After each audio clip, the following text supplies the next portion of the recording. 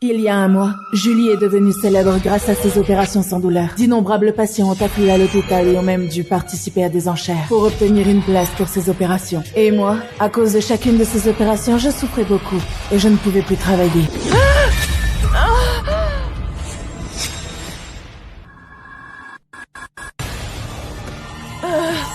Julie, arrête d'opérer. J'ai trop mal. Je n'en peux vraiment plus. Zoé, cette opération est vraiment très importante pour moi. Tu es chef de service et tu viens assister à une simple interne comme moi. Mais tu peux pas être jalouse et vouloir m'empêcher d'opérer. Zoé, tu fais semblant d'être malade et tu veux empêcher Julie de travailler. La patiente sur cette table d'opération est la fille du plus grand milliardaire. Peux-tu te permettre de l'offenser? Monsieur, Mais quoi? Tu vas encore dire que Julie transfère la douleur de ses opérations sur toi? Un transfert de douleur? Zoé, même si tu es jalouse de mon talent, tu ne peux pas inventer une histoire aussi ridicule pour me calomnier. Monsieur, non, s'il vous plaît, croyez-moi. N'écoutez pas Julie, je vous en prie, croyez-moi. Je pense que tu es simplement jalouse que Julie soit meilleure que toi. Voilà pourquoi tu racontes ces absurdités. Julie, continue l'opération. Non. Julie, je t'en supplie. Je ne peux vraiment pas continuer l'opération. Sinon, je vais vraiment mourir. Zoé, l'ablation de tissu cérébral est une opération extrêmement difficile. Si on part de davantage, la fille d'une milliardaire pourrait mourir d'un manque d'oxygène au cerveau. La jalousie de Mademoiselle Moreau est vraiment excessive. Elle sabote tout sans se soucier du moment. Elle est vraiment méchante. Elle n'a aucune éthique médicale. Il n'a pas le droit de parler de déontologie médicale. À partir d'aujourd'hui, tu es renvoyé.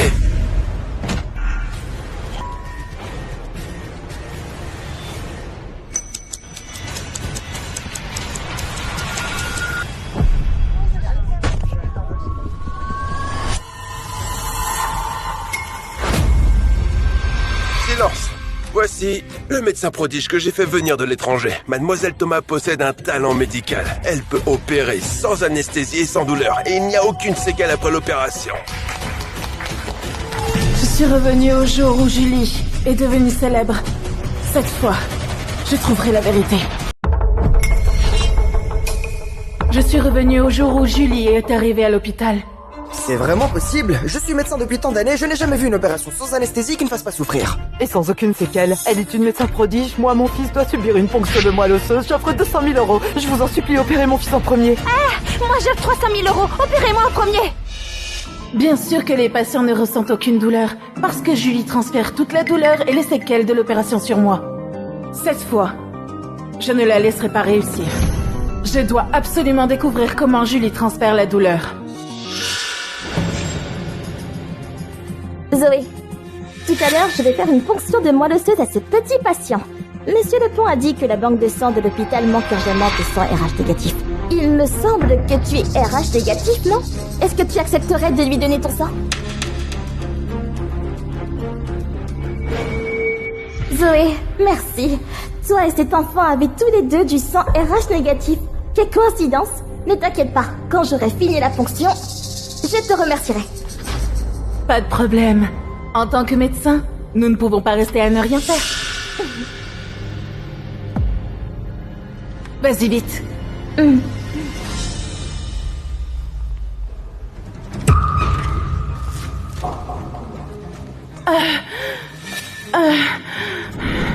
Le problème viendrait-il de cette poche de sang? Julie utilise une sorte de rituel étrange et se sert de mon sang pour transférer la douleur du patient sur moi? Zoé, un médecin doit avoir un cœur compatissant. Tu ne veux pas? Non. Cette fois, je ne te laisserai pas réussir. Désolée, Julie. J'ai attrapé une grosse grippe, j'ai pris des antibiotiques. Je peux pas donner mon sang. Zoé, tu allais très bien à l'instant. Tu inventes une excuse parce que tu ne veux pas donner ton sang. Zoé, tu ne peux pas ignorer la vie d'un patient simplement parce que mes opérations sans douleur t'ont volé la vedette. Je travaille dans ce métier depuis tant d'années. Chaque année, je participe activement au don du sang de l'hôpital. Pourquoi inventerais-je une excuse pour refuser de donner mon sang? Mademoiselle Moreau donne activement son sang depuis des années. Sa générosité est connue de tous. Julie, pourquoi insistes-tu pour forcer une malade à donner son sang? Tu vas même jusqu'à m'accuser de mentir. Serait-ce un complot pour me faire donner mon sang? Zoé, ne dis pas n'importe quoi. Comment pourrais-je avoir un complot? S'il y a un complot, toi seul le sais. Oh, je m'en souviens maintenant. Julie, toi aussi tu es RH négative, n'est-ce pas? Puisque tu parles de compassion, tu devrais être ravie de donner ton sang aux patients, non? Non, je peux pas donner mon sang.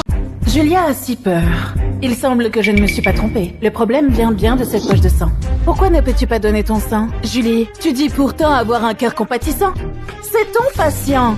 Pourquoi ne lui donnes-tu pas ton sang? Tu refuses même de lui rendre ce petit service?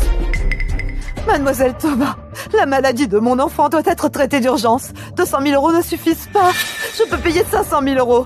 Non, 1 million d'euros. Ce n'est pas que je ne veux pas donner mon sang. Ces derniers temps, j'ai travaillé tard chaque nuit pour étudier la chirurgie sans douleur. Je suis un peu anémiée. Julie, ce n'est qu'une anémie, ce n'est rien. Nous sommes médecins. Souffrir un peu fait partie du métier. Julie, tu inventes des excuses parce que tu refuses de donner ton sang? Mademoiselle Thomas, je vous en supplie, sauvez mon enfant. Ce groupe sanguin est extrêmement rare. Vous êtes la seule à pouvoir le sauver. Je vous en supplie. Je vous en prie. Ok, j'accepte. Julie, dans cette vie, je n'ai pas donné mon sang. Alors comment comptes-tu encore transférer la douleur sur moi?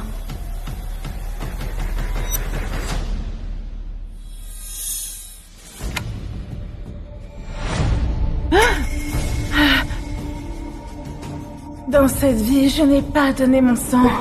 Pourquoi le résultat est-il exactement le même?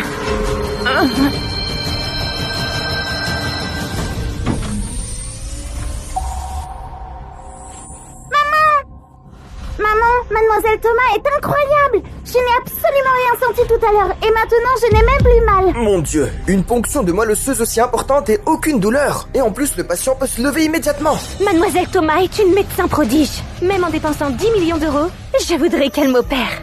Se pourrait-il que je n'échappe toujours pas au destin de ma vie précédente? Non, je dois absolument découvrir la vérité derrière ce transfert de douleur. Sophie, achète immédiatement une mini-caméra espion. Prends rendez-vous avec Julie et cache-la dans son cabinet. Vite.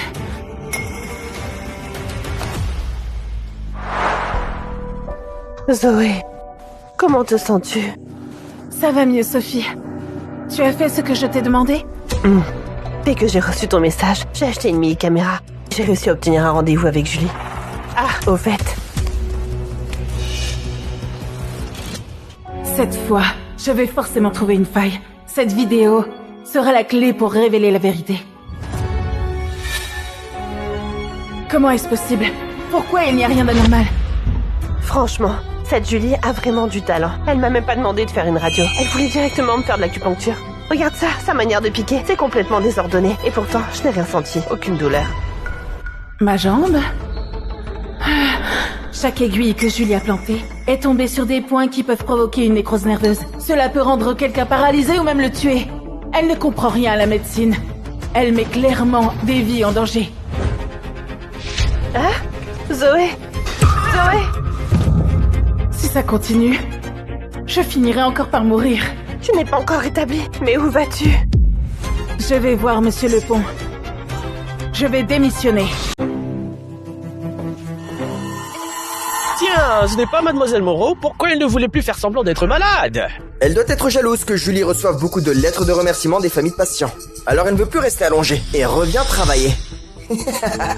Dans ma vie précédente, chaque fois que Julie opérait, j'étais à l'hôpital. C'est pour ça que la douleur s'est transférée sur moi avec une précision effrayante. Cette fois, si je reste loin de Julie et garde suffisamment de distance, peut-être que la douleur ne sera plus transférée.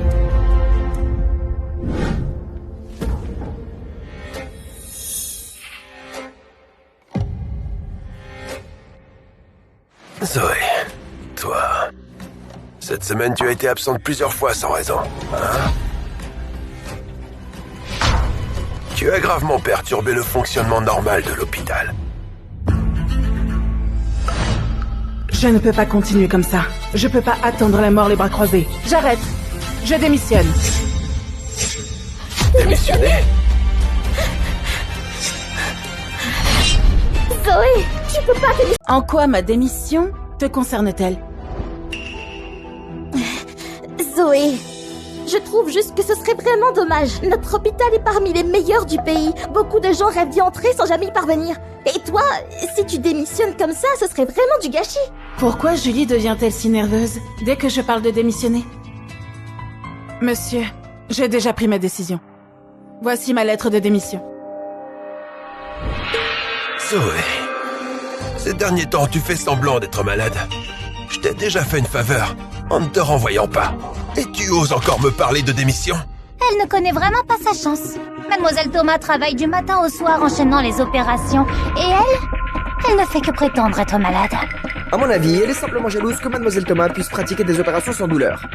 Elle a peur que la promotion rapide de Mademoiselle Thomas lui prenne la place du médecin-chef. Zoé, tu démissionnes parce que tu as peur que je menace ta promotion? Je peux demander au directeur de te pardonner et lui demander de te laisser la place pour la promotion de médecin-chef. Ne sois pas en colère, d'accord? Est-ce que... c'est vraiment comme Julie le dit? Sa promotion est trop rapide et elle te menace. Alors tu utilises ta démission pour me faire pression? Hein? Très bien. Très bien.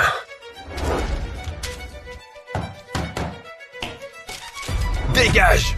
Ta présence dans cet hôpital est déjà un désastre. Je te garantis qu'à l'avenir, tu ne pourras plus travailler dans le milieu médical.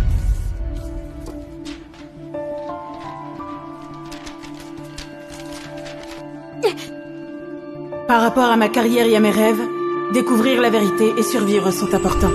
Zoé, l'adresse de ta maison a été révélée. Ton internet t'accuse de ne pas avoir d'éthique professionnelle. Je sais que tu ne ferais jamais une chose pareille.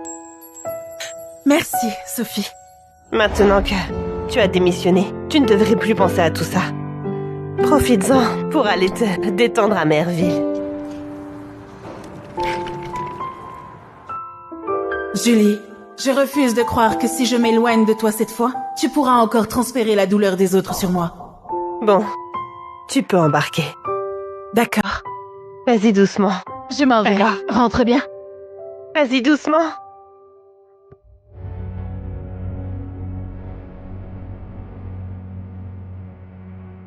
Julie a prévu son opération du cancer de l'estomac à 10h30. Et maintenant, il est déjà midi, et je ne ressens absolument rien. Il semble que tant que je quitte l'hôpital, la douleur ne peut plus être transférée sur moi. Mesdames et messieurs, bienvenue à bord de ce vol. Veuillez éteindre tous vos appareils et attacher vos ceintures de sécurité. Je me suis libérée du destin de ma vie précédente.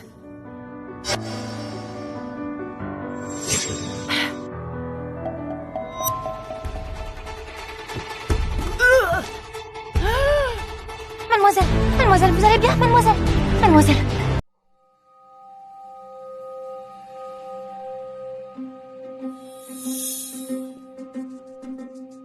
Zoé, tu t'es enfin réveillée. Où suis-je? Tu es dans notre hôpital. Comment suis-je revenue ici? L'équipage a dit que tu avais vomi du sang et perdu connaissance. Oh, j'ai eu une peur terrible. Ça va, je vais bien. Tiens. J'ai quitté l'hôpital. Pourquoi ça m'arrive encore? Sophie, donne-moi mon téléphone. D'accord. Aujourd'hui à midi, à l'hôpital Pasteur, la prodige Julie a encore créé un miracle médical. Elle a pratiqué une gastrectomie partielle sur un patient atteint d'un cancer de l'estomac. L'état du patient après l'opération est excellent. Pour prouver l'efficacité de l'intervention, le patient a bu 2 bouteilles d'alcool fort et mangé des piments devant les journalistes. Son teint est resté rosé sans le moindre malaise. C'est un tournant dans l'histoire de la médecine. Mademoiselle Thomas est vraiment une médecin prodige. La suture a été faite sans aucune anesthésie. Et pourtant, je n'ai rien ressenti. D'autres médecins me disent de manger de la bouillie pendant des mois. Mais Mademoiselle Thomas dit que même si mon estomac était abîmé, elle pouvait encore le soigner. Voilà ce qu'on appelle une vraie médecin au service du peuple. Pourquoi? J'ai pourtant déjà démissionné. Je n'ai plus rien à voir avec Julie. Alors pourquoi la douleur se transfère encore sur moi? Est-ce que je suis vraiment condamnée à mourir? Mademoiselle Moreau, vous êtes vous-même médecin et vous buvez autant? Vous savez à quel point une hémorragie peut être dangereuse. Vous ne prenez vraiment pas votre vie au sérieux. Je n'ai pas bu. Pour pouvoir intervenir à tout moment en cas d'urgence, je ne bois jamais. Il y a un mois, notre service a admis une patiente dans un état très similaire au vôtre. Elle avait aussi une hémorragie gastrique. Elle jurait qu'elle n'avait pas bu. Elle disait la même chose? Oui. Elle insistait en disant que la douleur des patients opérés par sa collègue s'était transférée sur elle. Vous êtes pourtant médecin. Comment pouvez-vous raconter des choses aussi absurdes? Vous avez sûrement trop bu. Et vous n'osez pas l'avouer. Monsieur le roi, dites-moi, comment s'appelait cette patiente? Mademoiselle Moreau, qu'est-ce qui vous arrive? Zoé? Monsieur le roi, je vous en prie, dites-moi comment s'appelait cette patiente? Cette jeune femme est décédée il y a un mois. De quoi est-elle morte? D'une défaillance multiviscérale soudaine. Mademoiselle Moreau, je sais que vous avez peut-être beaucoup de choses difficiles à dire, mais votre corps vous appartient. Si vous continuez à vous maltraiter ainsi, vous finirez pareil. Alors je n'ai vraiment plus aucun espoir. Avant de mourir, cette jeune femme avait contacté un journaliste. Je peux vous donner son adresse. D'accord, vite. Ce journaliste possède peut-être les preuves qui permettront de révéler la vérité sur Julie. Je dois absolument le trouver. Je peux pas laisser cette fille mourir pour rien. Et encore moins subir le même destin.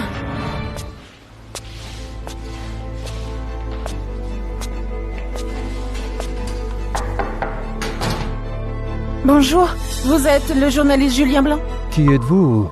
Il y a un mois, une jeune médecin est-elle venue vous voir? Elle disait que sa collègue pratiquait des opérations sans douleur et transférait toute la souffrance sur elle. Vous vous trompez de personne. Ah! Monsieur Blanc, j'ai besoin de votre aide. Sinon, je finirai comme elle. Merci. Comment savez-vous tout ça? J'ai vécu exactement la même chose qu'elle. Tout ce qu'elle vous a dit est vrai. Nous ne sommes ni alcooliques ni en train de simuler une maladie. Quelqu'un utilise une méthode étrange pour transférer sur nous la douleur des opérations et leurs séquelles. Je reconnais qu'une femme est venue me voir auparavant. Elle parlait avec beaucoup de sincérité, mais cette histoire de transfert, de douleur est trop absurde. Ça dépasse tout ce que la science peut expliquer. Je ne peux pas y croire. Je sais que vous avez du mal à me croire, mais je peux vous le prouver. Trouvez un informateur de confiance et envoyez-le consulter Julie, dans son hôpital. Si une blessure correspond apparaît sur mon corps, vous connaîtrez la vérité.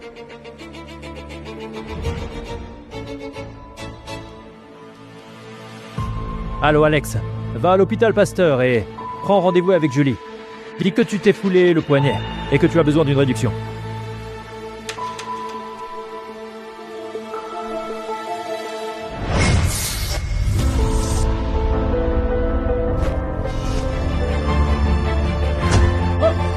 C'est vrai.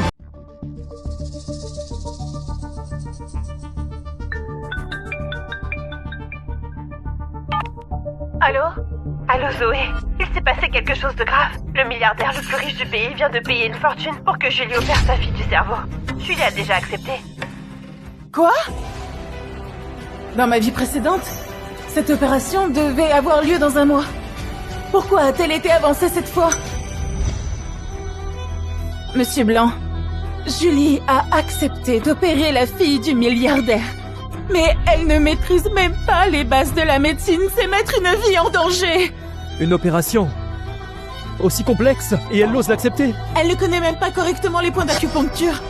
Pour une simple entorse du poignet, elle voulait poser une broche chirurgicale.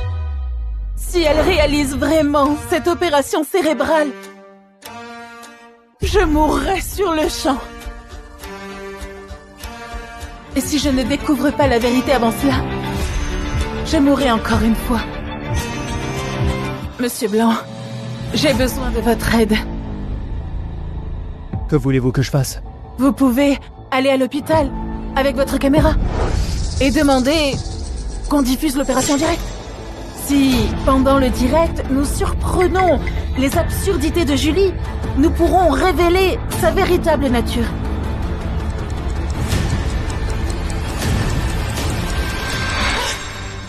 Monsieur Blanc, Toi... Je vous en supplie, aidez-moi. Si vous ne m'aidez pas, encore plus de gens seront blessés. Je vous en prie. Relevez-vous.